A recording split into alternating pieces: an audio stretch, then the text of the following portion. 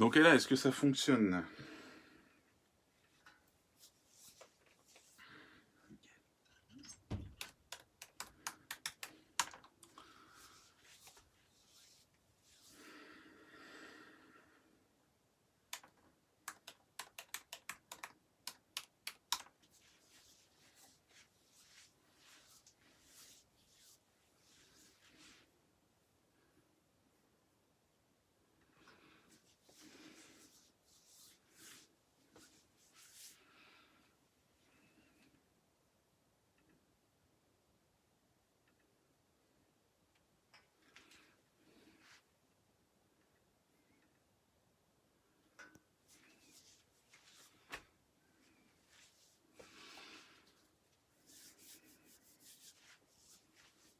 Ok, ok.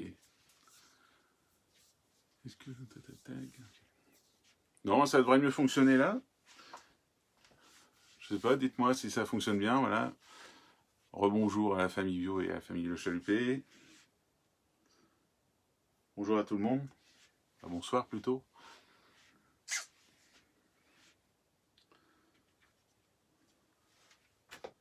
Bertin Simocaillot, bonjour. Ça y est, oui. Sarah est contente, ça y est. Ça y est, on arrive. 7 personnes. Bah, bonjour à tous. Hein.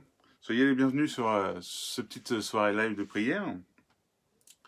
Partager simplement une pensée ensemble. J'essaye de voir en même temps vos commentaires pour voir. J'espère que vous captez bien en tout cas là où vous êtes. Sur le matériel en tout cas que vous êtes.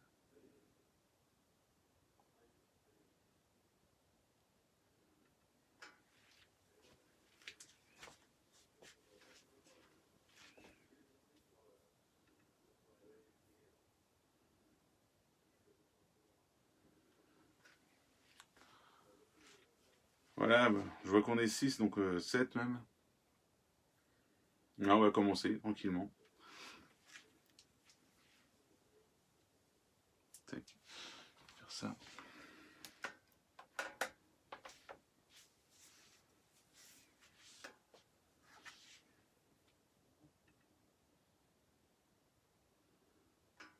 Coucou, bonjour Nathalie. J'espère que tu vas bien.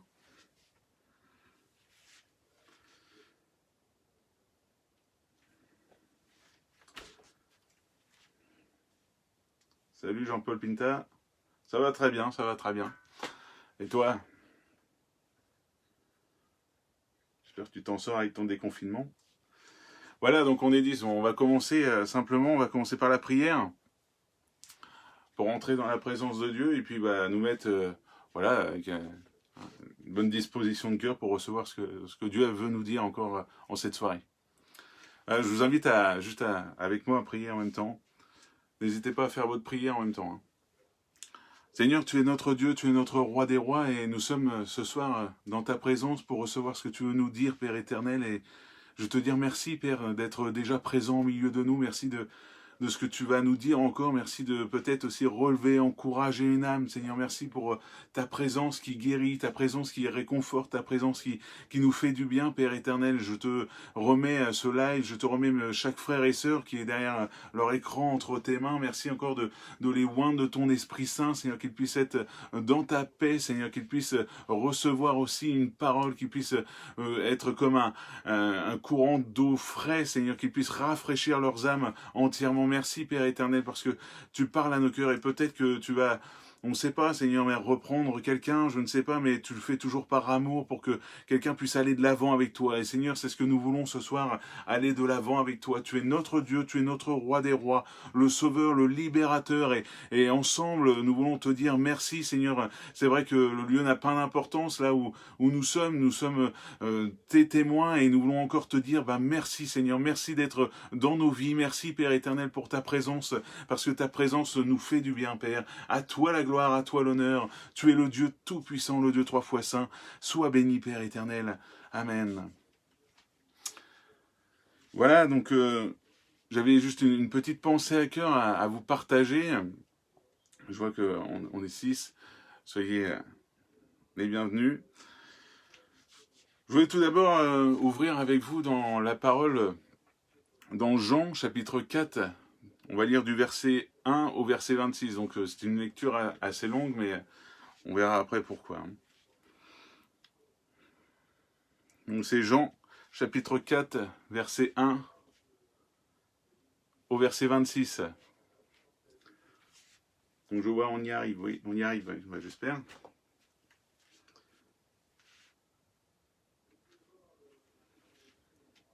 Jean, chapitre 4, verset 1 à 26.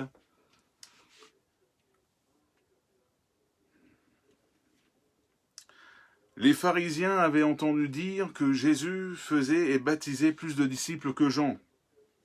À vrai dire, Jésus lui-même ne baptisait personne. Il laissait ce soin à ses disciples. Lorsque Jésus l'apprit, il quitta la Judée et retourna en Galilée. Il lui fallait donc traverser la Samarie. C'est ainsi qu'il arriva près d'une bourgade de Samarie nommée Sichar, non loin du champ que Jacob avait jadis donné à son fils Joseph. C'est là que se trouvait le puits de Jacob. Jésus, fatigué du voyage, s'assit au bord du puits. Il était environ midi. Une femme samaritaine vint pour puiser de l'eau. Jésus s'adressa à elle. « S'il te plaît, donne-moi à boire un peu d'eau. » Ses disciples étaient allés à la ville pour acheter de quoi manger. La Samaritaine s'exclama « Comment ? Tu es juif et tu me demandes à boire, à moi qui suis samaritaine ?» Les Juifs, en effet, avaient évité toutes les relations avec les Samaritains. Jésus lui répondit « Si tu savais quel don Dieu veut te faire, et qui est celui qui te demande à boire, c'est toi qui lui aurais demandé à boire, et il t'aurait donné de l'eau vive. » « Mais maître, répondit la femme, non seulement tu n'as pas de seau, mais le puits est profond.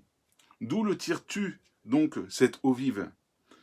Tu ne vas pas te prétendre plus grand que notre ancêtre Jacob, auquel nous devons ce puits, à qui a bu lui-même de son eau ainsi que ses enfants et ses troupeaux.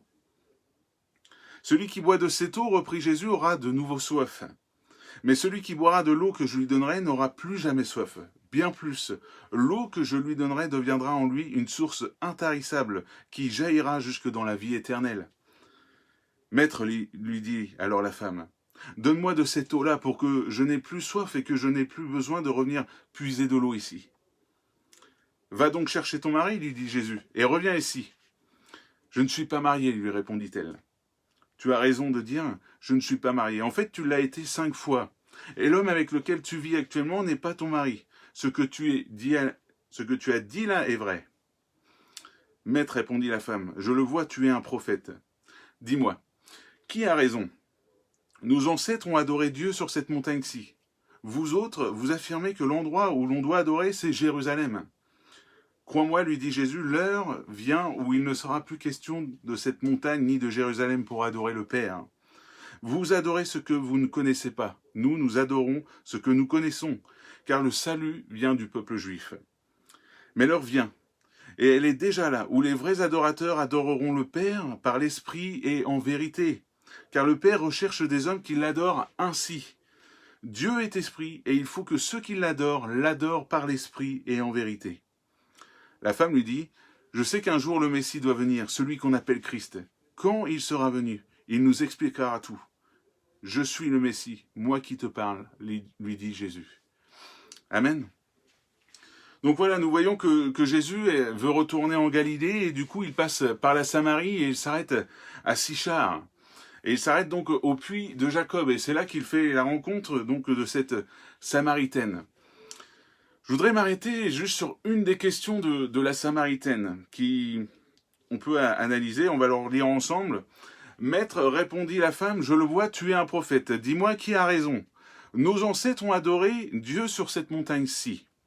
Vous autres, vous affirmez que l'endroit où l'on doit adorer, c'est Jérusalem. Pardon, tac. Voilà. Donc elle pose cette question. Qui a raison ? La Samaritaine donc pose cette question. Qui a raison à Jésus sur le lieu donc de l'adoration ? Est-ce qu'ils doivent adorer donc sur cette montagne ou est-ce qu'ils doivent adorer à Jérusalem ? Et c'est là que Jésus donc répond. Bonjour à Alain, Fabien. En même temps, je vous vois.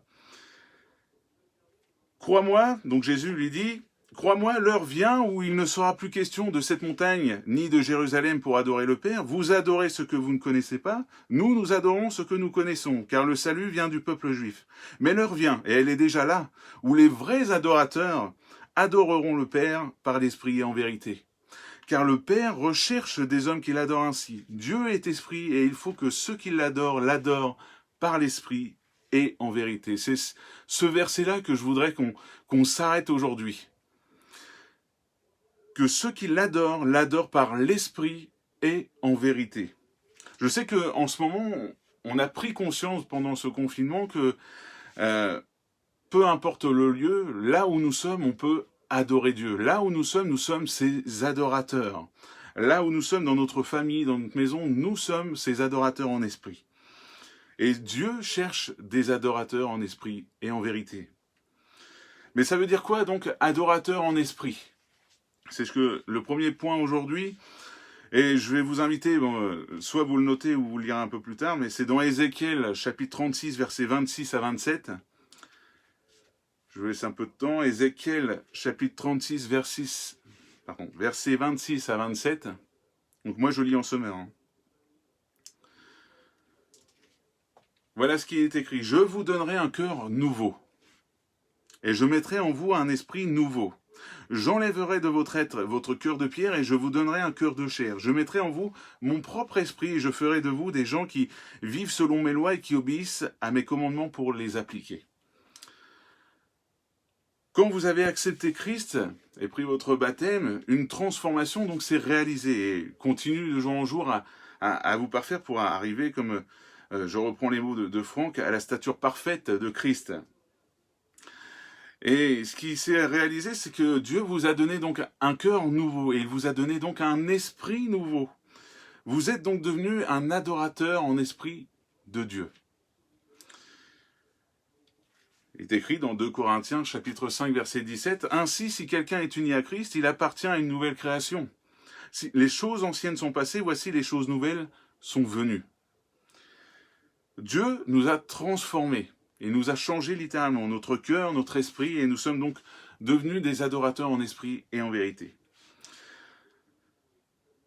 Donc là où nous sommes, qu'importe l'endroit, qu'importe le temps, qu'importe tout ce que vous voulez, nous sommes ces adorateurs. Là où nous sommes, nous pouvons adorer Dieu, que ce soit dans la prière, dans la louange, que ce soit pour apporter un chant ou quoi que ce soit, l'histoire de dire merci à Dieu, nous sommes ses adorateurs là où nous sommes. Dans ta famille, là où tu es son adorateur ou une adoratrice, en esprit. Et pour l'adoration, vous savez très bien, il y a un fameux chant qui dit « Il y a 10 000 raisons de l'adorer », même qu'on peut l'adorer aussi pour ce qu'il a fait pour nous à la croix, son sacrifice parfait.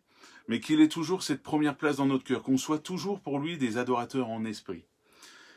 Maintenant, je voudrais voir avec vous le deuxième point. Comme je vous l'ai dit, on est des adorateurs en esprit, donc nous avons été changés, nous avons un esprit nouveau et Dieu a fait de nous des adorateurs. Nous le louons pour ce qu'il a fait dans nos vies, pour tout ce qu'il a transformé dans nos vies. Et le deuxième point, c'est en vérité.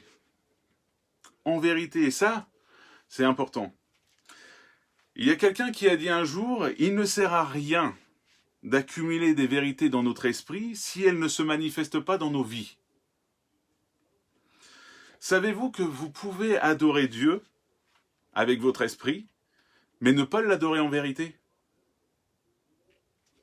Je repose encore la question parce qu'elle est importante.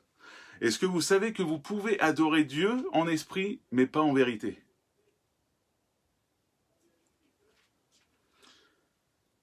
Je vais vous inviter à examiner cette femme samaritaine. On va le voir ensemble. Donc on voit qu'elle pose la question à Jésus, qui a raison de ce fameux où on doit adorer? Est-ce qu'on doit adorer sur la montagne comme les Samaritains le disent, ou est-ce qu'on doit adorer à Jérusalem comme les Juifs le disent? Si elle connaissait ce débat, c'est qu'elle devait aussi aller adorer Dieu. Elle devait aussi avoir connaissance de la parole des lois de Moïse et tout ça. Et pourtant, on voit, et c'est là que Jésus met le point dessus, il dit « Tu as bien fait de dire que tu n'es pas marié. » Pourquoi? Parce que elle a été mariée 5 fois et l'homme avec lequel elle vit n'est pas marié avec elle. Ça veut dire qu'elle pouvait être une adoratrice en esprit, mais en vérité, dans sa vie, elle n'était pas une vraie adoratrice de Dieu.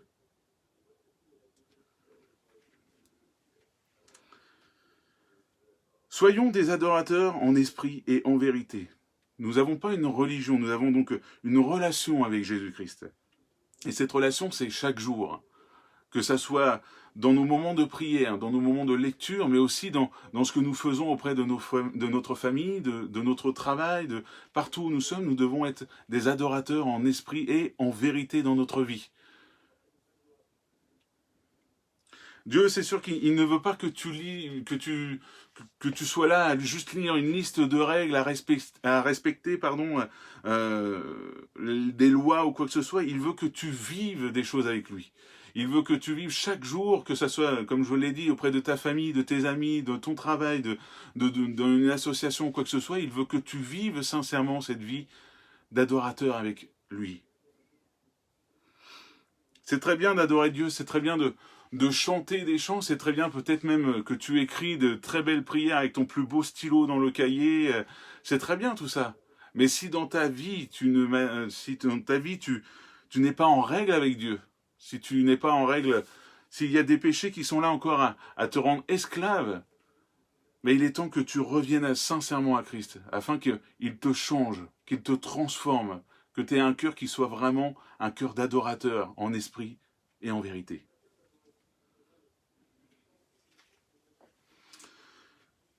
Donc il est important de s'examiner soi-même.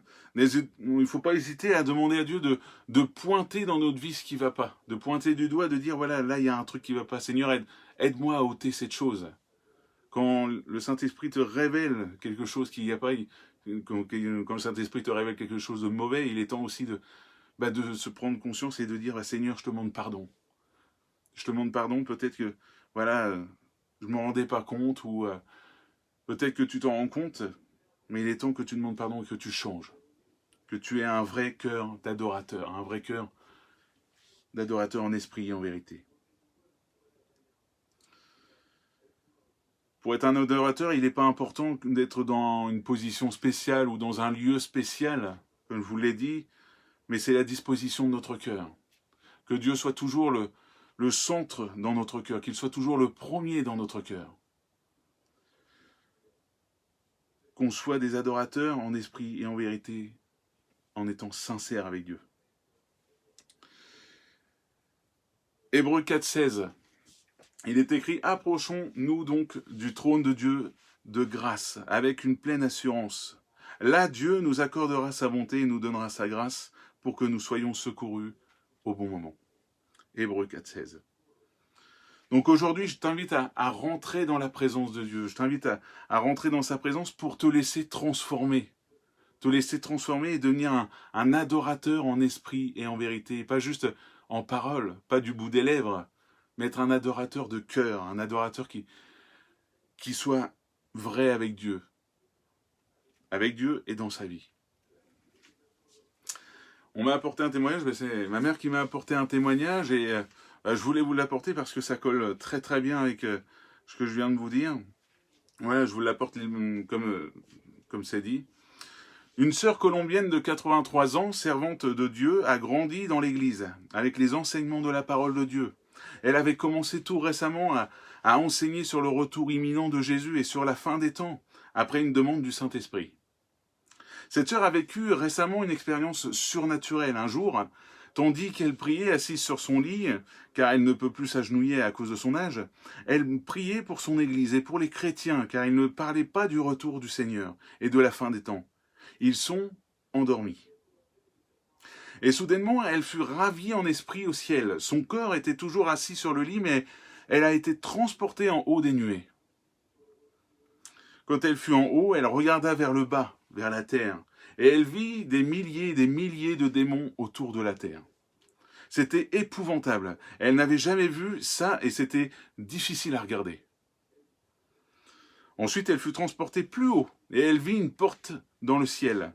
Elle entra dans cette porte, une énormité d'anges à sa droite et une énormité d'anges à sa gauche, et au milieu un être resplendissant sur un cheval blanc. Elle avait une couronne sur sa tête et sur ses cuisses. Il avait une couronne sur sa tête et sur ses cuisses.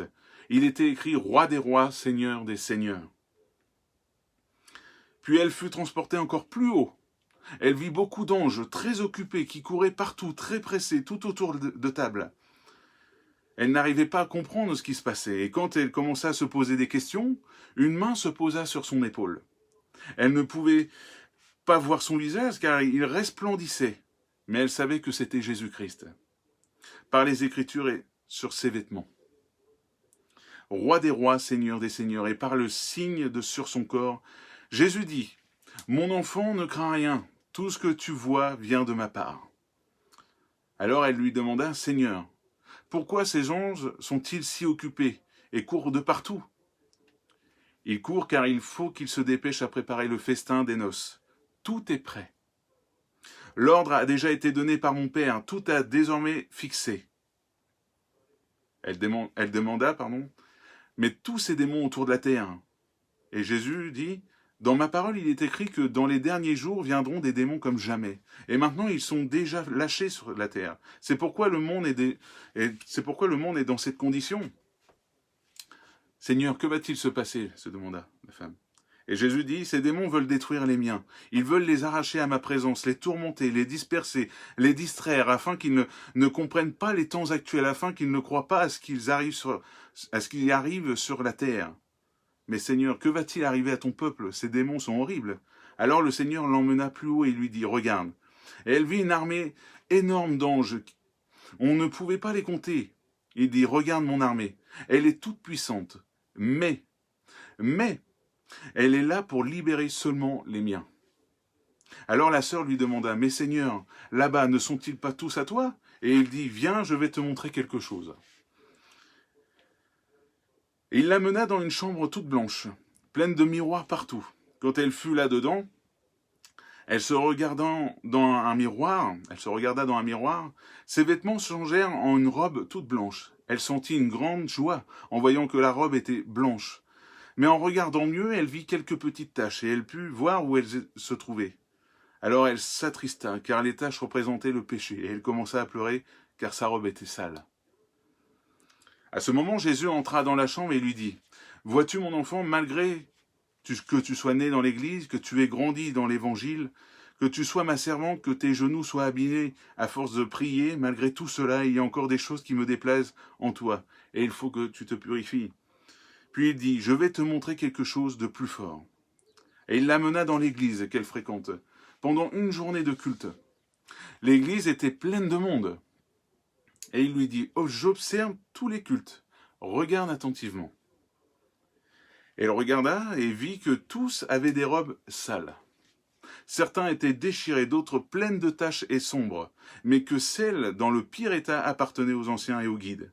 Elle fut très choquée par la vision et elle commença à pleurer, car dans son église il n'y avait aucune robe blanche. Mais soudainement, tous levèrent la main et commencèrent à louer et chanter le Seigneur, et de leurs mains coulait du sang. Alors elle se sentit un peu rassurée et lui dit, « Seigneur, vois-tu qu'il te loue? N'est-ce pas ton sang qui les purifie ?» Mais Jésus lui répondit, « Non, ma servante, ils m'adorent avec leur bouche, mais avec leur corps dans le péché. Ce sang est frais, et le sang frais vient des péchés récents. Ils ne puissent pas dans ma grâce. » Et il lui montra autre chose. Jésus se rapprocha de quelques personnes en leur touchant les épaules et la tête, et quand il mit les mains sur leur tête, leurs pensées furent audibles. Elle se rendit compte que tout le monde était en train de louer avec la bouche, mais ils pensaient à autre chose du monde, et leurs soucis, leurs distractions. Et Jésus dit, « Vois-tu, ils m'adorent avec leur bouche, mais leur cœur est ailleurs, ils sont encore liés au monde. Ils n'ont pas compris qu'il faut me prier et m'adorer en esprit et en vérité, avec tout leur cœur. » C'est pour cela que l'adoration de cette Église n'arrive pas jusqu'à moi. Il ne se soucie pas de mon règne ni de mon retour. Il l'a prise par la main pour l'accompagner dans différentes églises et dans le monde et il lui dit, « Celle-ci, je ne l'ai jamais visitée. Celle-ci, je ne l'ai jamais commandé de l'ouvrir. Celle-ci est gérée par Satan. » Et ainsi de suite. Ils visitèrent beaucoup d'églises dans le monde entier. Il lui demanda alors, « Mais Seigneur, qui va être sauvé alors ?» Et Jésus dit, « Ceux qui laveront et blanchiront leurs robes dans mon sang. » Il l'a menée voir une vision panoramique de toutes les églises. Et soudainement, elle le regarda et elle vit Jésus qui pleurait très fort. Elle fut très frappée de voir le Seigneur qui pleurait ainsi. « Mais Seigneur, tu pleures plus que moi ?» Et il dit, « Oui, mon enfant, parce que le pire, c'est que tous pensent être sauvés. » Et elle dit, Mais Seigneur, quel est le but de cette vision que tu me montres? Il lui dit, écoute. Et là, il entendit tic, tac, tic, tac. Et le bruit augmentait de plus en plus. Entends-tu, mon enfant? Lui dit Jésus. Et elle dit, oui, c'est une horloge. Et fait, écoute encore. Et là, il entend tic, tac. L'horloge s'arrêta. Elle lui dit, entends-tu? Et elle dit, il n'y a plus de bruit. Il fait, et Jésus dit, va, dis aux églises que le temps est terminé. Dis aux églises que le temps est terminé. Le Seigneur, pour prouver à cette sœur que la vision venait de lui, il l'a guérie de son diabète. N'oublions pas que Jésus revient bientôt. Et nous devons être prêts à partir avec lui. Et nous devons être donc, comme le disait ce témoignage, être des adorateurs en esprit et en vérité. Ne pas juste adorer Jésus de la bouche, mais adorer Jésus de notre cœur, de lui appartenir entièrement. D'être donc des adorateurs en esprit, de le louer, c'est très bien, mais d'être des adorateurs en vérité dans notre vie. Voilà la petite pensée que j'avais aujourd'hui à vous partager. J'espère qu'elle puisse parler à vos cœurs et que nous puissions aussi prendre du temps pour être prêts, parce que Jésus revient bientôt et bien sûr, nous ne voulons pas rater ce moment, nous voulons tous participer à ce moment. Et voilà, donc je vais vous inviter à prier et dans les instants après qui suivent chez vous, je vous invite aussi à prendre ce temps jusqu'à 20h pour prier ensemble avec votre famille. Peut-être que ce soir tu viens de réaliser qu'il y a des choses encore à régler, qu'il y a des choses peut-être que tu dois demander pardon, peut-être que tu te rends compte que cette robe que tu as, que Dieu t'a donnée, eh ben elle n'est pas forcément très blanche. Je t'invite à venir sincèrement au pied de Jésus, à oublier toutes les distractions du monde, à oublier toutes les pensées du monde et à te mettre sincèrement dans la présence de Dieu pour que Jésus puisse te purifier entièrement. Voilà, donc je vais vous inviter à prier, je prie, puis après je vous laisserai prendre ce temps entre vous. Seigneur, je veux te remercier pour ta présence. Merci pour cette parole, parce qu'elle me parle à moi aussi, Père éternel. Cette parole qui nous fortifie, cette parole qui nous remplit aussi de joie, parce que je sais que, bien sûr, tu reviens bientôt, Seigneur Jésus, et nous voulons être prêts, Seigneur. Nous voulons être prêts pour ton retour, Seigneur, être des adorateurs en esprit, mais aussi en vérité dans notre vie. Seigneur, s'il y a des choses auprès de mes frères et sœurs ou auprès de moi-même, Seigneur, qu'il y a des choses qui ne te plaisent pas dans nos vies, Seigneur, s'il te plaît, par ton Saint-Esprit, mets le doigt dessus pour qu'on puisse ôter ces choses de nos vies, qu'on puisse vraiment être sincère avec toi chaque jour, Seigneur, si vraiment que notre robe puisse être lavée, Seigneur. Merci, Père éternel, parce que je sais que tu bénis chaque frère et sœur. Tu as fait d'eux des adorateurs en esprit et en vérité. Je veux te les remettre entre tes mains là où ils sont, qu'ils puissent continuer, Seigneur, à t'adorer, mais avec leur cœur, avec leur vie, Père éternel, que leur vie puisse vraiment témoigner de ta grâce, témoigner de ta présence, Père éternel. Merci encore pour tout ce que tu fais. À toi seul la gloire, l'honneur et la puissance. Tu es le Dieu merveilleux. Merci encore de nous prévenir que le temps est terminé. C'est vrai, Seigneur, nous voyons toutes ces choses qui arrivent dans ce monde. Tu reviens bientôt et Seigneur, nous voulons être prêts à partir avec toi. À toi la gloire, à toi l'honneur. Tu es le Dieu tout-puissant. À toi seul la gloire, Jésus. Amen. Voilà, je vais vous laisser prendre ce temps avec votre famille pour prier, vraiment vous mettre devant la face de Dieu, devant son trône, pour vraiment, si il y a des choses à demander pardon, n'hésitez pas à le faire. On se dit à une prochaine, et puis que Dieu vous bénisse. Au revoir.